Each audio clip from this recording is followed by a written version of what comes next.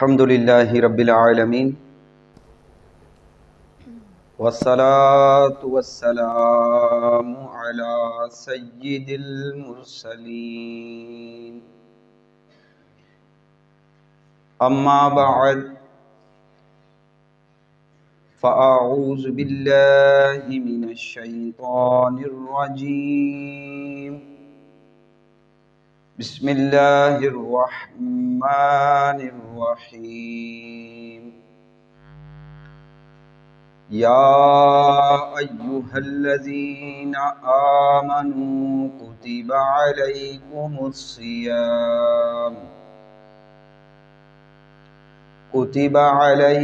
الصیام کما کتب علی الذین من قبلکم لعلکم تتقون قال اللہ تبارک وتعالی فی شان حبیبہ ان اللہ وملائکتہ یصلون علی النبی یا ایہا الذین آمنوا صلوا علیہ وسلموا تسلیما اللہم صل علی سیدنا ومولانا محمد نبی الأمی الحبیب العالی القدر العظیم الجاہ وعلى آلہ وأصحابہ وبارک وسلم صلاة وسلاما علیک سیدی یا رسول اللہ۔ درود پاک پڑھیے۔ اللہم صلی علی سیدنا ومولانا محمد النبی الأمی الحبیب العالی القدر العظیم الجاہ وعلی آلہ وأصحابہ وبارک وسلم۔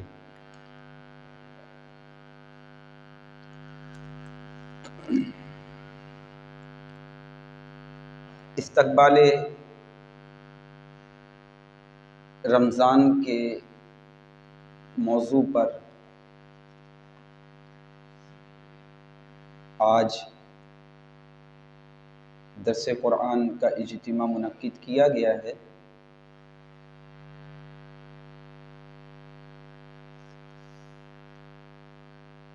اللہ تعالی ہم سب کو خیر و عافیت کے ساتھ، تندرستی کے ساتھ رمضان المبارک کو دیکھنے کی توفیق عطا فرمائے۔ یہ اللہ کا مہمان مہینہ، رحمتوں برکتوں کا مہینہ، کہ اس کی آمد سے پہلے جنت کو سجایا جاتا ہے۔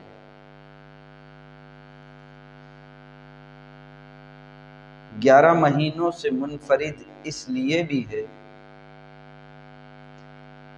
کہ اللہ تبارک و تعالیٰ کی خاص رحمتوں کا نزول اس مہینے میں ہوتا ہے۔ رمضان کے علاوہ کسی مہینے میں کوئی شخص نیکی کرتا ہے تو اس کو وہی اجر دیا جاتا ہے جو وہ نیکی کرتا ہے۔ نفل پڑھتا ہے تو نفل کا ثواب ملتا ہے، فرض نماز ادا کرتا ہے تو فرض کا ثواب دیا جاتا ہے۔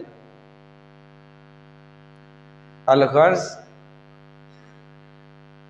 جو نیکی کی جائے اس نیکی کا بدلہ اتنا ہی ملتا ہے جتنا اس کا بدل ہوتا ہے۔ لیکن ماہ غفران کی برکتیں اور عظمتیں اس کے کیا کہنے۔ اللہ کے حبیب علیہ الصلوۃ والسلام نے ارشاد فرمایا ہے رمضان جب آتا ہے تو اللہ تبارک و تعالی اپنا خصوصی کرم ایمان والوں پر کر دیتا ہے۔ اگر وہ رمضان میں نفل ادا کرتے ہیں اللہ تعالیٰ انہیں فرض کا ثواب عطا فرماتا ہے، اور اگر ایمان والے فرض ادا کرتے ہیں تو پروردگار کی رحمت دیکھیے 70 فرض کا ثواب اللہ تعالیٰ عطا کرتا ہے۔ استقبال رمضان، استقبال باب استفعال سے ہے اور اس میں طلب والا معنی ہوتا ہے، گویا کہ ہم اس چیز کو طلب کر رہے ہیں کہ رمضان ہم سے آگے ہو جائے، ہم طلب کر رہے ہیں کہ وہ ہم سے بلند ہو جائے، ہم سے آگے آ جائے۔ ظاہر ہے ہمارے گھر پر جب کوئی مہمان آنے والا ہوتا ہے تو شخصیت کے اعتبار سے بھی ہم تیاری کرتے ہیں، جتنا معتبر اور عزیز مہمان ہوتا ہے ہم اسی طرح تیاری کرتے ہیں اس کا استقبال کرنے کے لیے، اپنے گھر کو صاف ستھرا کرتے ہیں، اپنے بستر درست کرتے ہیں، جناب اپنے کپڑے درست کرتے ہیں، گھر کو دھوتے ہیں، اپنے کام کے معاملات میں رد و بدل کرتے ہیں کہ اگر میں نے سارا ٹائم کام کو ہی دے دیا تو مہمان کو کیا ٹائم دوں گا۔ تو یہ ہماری عادت ہے کہ ہم مہمان کا انتظار اس طرح کرتے ہیں، اور جب وہ آ جاتا ہے تو ہم اسے بھرپور ٹائم دیتے ہیں، اپنے کام میں سے وقت بھی نکال لیتے ہیں، اچھا پکاتے ہیں کہ اس کی خدمت کی جا سکے، اچھے کپڑے پہنتے ہیں، گھر میں اپنے بستروں کو، اپنے پردوں کو، ہر چیز کو ستھرا کرتے ہیں۔ تو یہ ہماری ایک عادت ہے، لیکن مومنوں کی شروع سے عادت رہی صحابہ اکرام علیہم رضوان سے کہ جب رمضان آنے والا ہوتا تو وہ اس کے استقبال کو اس طرح سر انجام دیتے کہ اپنے کاموں کو وہ مختصر کرتے کہ زیادہ وقت ہم عبادت میں گزاریں۔ رمضان آ رہا ہے اس لیے کہ اس میں ایک نیکی کا اجر 7 گنا، ایک حدیث میں 70 گنا، ایک حدیث میں 700 گنا، اور پھر نیت کے اعتبار سے اللہ تعالیٰ اجر کو بھی بڑھاتا ہے۔ تو صحابہ اکرام کا طریقہ کار یہی ہوتا کہ وہ راتوں میں اپنی نیندوں میں سے بھی وقت نکالتے، اپنے کام میں سے بھی وقت نکالتے کہ یہ اللہ کا مہمان آ رہا ہے، ہمیں اس کو زیادہ وقت دینا ہے۔ اہل اسلام ہمیشہ رمضان کا استقبال اس طرح کرتے کہ آنے سے پہلے وہ اپنے گھر کو ستھرا کرتے، دھوتے، پردوں کو صاف کرتے، جھاڑتے، اپنی جائے نماز دھوتے۔ اور جائے نماز دھونے کا طریقہ اور ادب یہ ہے کہ اسے عام کپڑوں کے ساتھ ہرگز نہ دھویا جائے، بلکہ کسی برتن میں اس کو دھو کر اور اس کا پانی ہرگز نالی یا نالے میں نہ بہایا جائے، بلکہ کیاری یا گملے میں ڈال دیا جائے۔ اور اگر گھر میں کچی زمین نہیں ہے تو اس کو دیوار پہ ڈال دیں کہ اس میں جذب ہو جائے گا، سوکھ جائے گا، کہ جائے نماز جس پہ ہم قرآن پڑھتے ہیں، ہم جس پر نماز پڑھتے ہیں، اللہ کی عبادت کرتے ہیں، اس کا بھی ہمیں ادب کرنا چاہیے۔ تو یہ مومنوں کا طریقہ رہا ہے کہ وہ اپنے گھر کو صاف ستھرا کرتے، اپنے اپنی مصروفیات کو کم کرتے اور اس کو اس طرح ترتیب دیتے کہ زیادہ سے زیادہ ہمارا جو وقت ہے وہ عبادت میں گزرے. اور اللہ تبارک و تعالیٰ نے بھی جس طرح قرآن مجید میں ارشاد فرمایا ہے نا، یا ایھا الذین آمنوا کتب علیکم الصیام کما کتب علی الذین من قبلکم لعلکم تتقون. اے لوگو، اے ایمان والو، تم پر روزے فرض کیے گئے جیسے اگلوں پر فرض ہوئے تھے تاکہ تمہیں پرہیزگاری ملے. پروردگار نے ہمیں متقی اور نیک بنانے کے لیے یہ رمضان کا مہینہ ہمیں عطا کیا ہے تاکہ ہم نیک ہو جائیں، متقی ہو جائیں اور ہماری بری عادات اچھی عادات میں تبدیل ہو جائیں، ہماری خصلتوں کے اندر تبدیلی واقع ہو جائے. رمضان ہمیں متقی بنانے کے لیے آتا ہے، پرہیزگار بنانے کے لیے آتا ہے. اور ایسا نہیں ہے کہ یہ رمضان صرف ہم پر فرض ہوا، یہ روزے صرف ہمارے لیے اللہ تبارک و تعالیٰ نے خاص کیے. نہیں، بلکہ ہم سے پہلے جو امتیں تھیں ان پر بھی رمضان کے روزے فرض تھے. جیسا کہ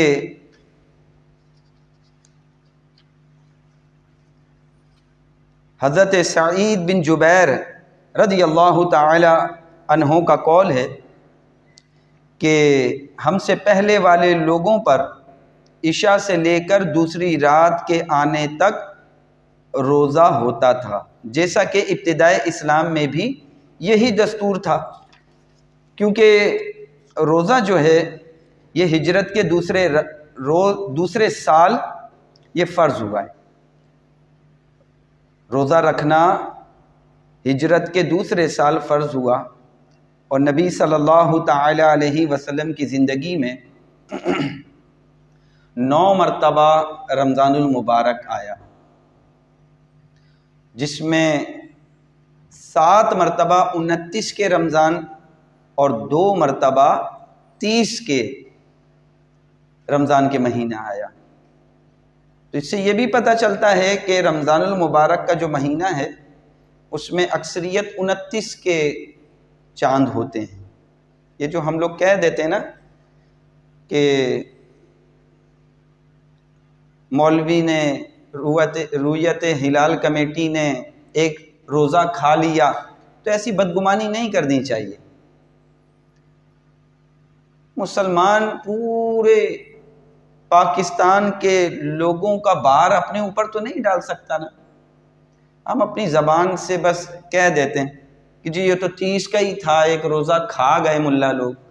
تو یہ درست نہیں ہے جملہ.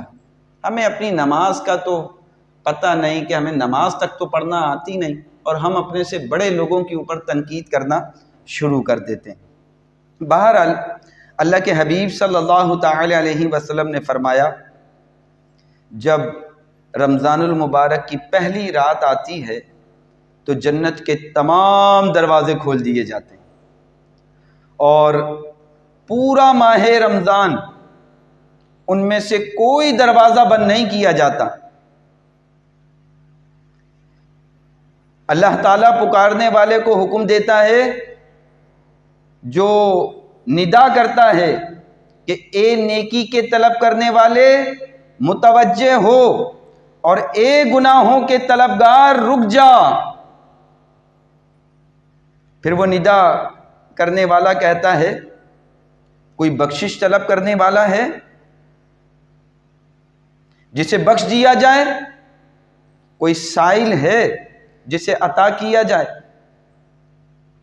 کوئی توبہ کرنے والا ہے جس کی توبہ قبول کی جائے؟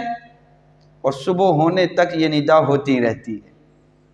اور اللہ تعالیٰ ہر عید الفطر کی رات یعنی چاند رات 10 لاکھ ایسے بندوں کو بخشتا ہے جن پر عذاب واجب ہو چکا ہوتا ہے۔ پتہ چلا کہ رمضان کا پورا مہینہ توبہ کا مہینہ ہے، بخشش طلب کرنے کا مہینہ ہے، رحمتوں والا مہینہ ہے۔ یہ مہینہ عبادت کے لیے ہے۔ رمضان آتا ہے تو ہمیں جانے کیسی کیسی فکریں لاحق ہو جاتی ہیں کہ عید میں کیا پہنیں گے، فلاں کیسے کریں گے، فلاں کام کیسے ہوگا۔ اللہ کے حبیب علیہ الصلوۃ والسلام نے تو ارشاد فرمایا، جو بندہ رمضان کو پائے، توجہ کیجئے، جو بندہ رمضان کو پائے اور اس میں عبادت کر کے اپنے رب کو راضی نہ کر لے، ایسا شخص ہلاک و برباد ہو جائے۔ حضور نے فرمایا کہ وہ شخص برباد ہو، ہلاک ہو جائے جسے رمضان بھی ملے اور وہ عبادت نہ کر سکے، اللہ کو راضی نہ کر سکے، اپنی بخشش نہ کروا سکے، توبہ نہ کر سکے۔ تو یہ مہینہ تو بخشش والا، توبہ والا، اللہ کی رحمتوں کا مہینہ ہے، صبر کا مہینہ ہے۔ اس کا استقبال کیسے کریں؟ نبی صلی اللہ تعالی علیہ وسلم نے ارشاد فرمایا، جو شخص رمضان کے آنے پر خوش ہو اور اس کے جانے پر غم زدہ، پروردگار ایسے شخص کی بخشش فرما دیتا ہے۔ جس کے دل میں یہ خوشی ہے کہ رمضان آنے والا ہے، میں خوب عبادت کروں گا، میں روزے رکھوں گا، نمازیں پڑھوں گا، اپنی عادتوں کو درست کروں گا، جو میرے اندر بری خصلتیں اور بری عادات ہیں، میں لوگوں سے ڈر کر تو چھپ کر وہ کام کرتا ہوں، لیکن مالک تیرا ڈر میرے دل میں نہیں آتا۔ کیسے کیسے نہ جانے گناہ والے کام ہو جاتے ہیں، بے پردگی ہو جاتی ہے، لوگوں کو نہ پتہ چلے، لیکن ہمارے دل میں کبھی بھی اللہ کا خوف نہیں آیا کہ پروردگار سے کیسے چھپا سکتے ہیں۔ وہ تو دیکھ رہا ہے، تم نے لوگوں سے چھپ کر جو چاہا کر لیا، کیا پروردگار سے بھی چھپ گئے، اللہ سے بھی چھپا لیا؟ رمضان بخشش کا مہینہ ہے، خوش دلی کے ساتھ اس کا استقبال کرنا ہے۔ میری بہنوں،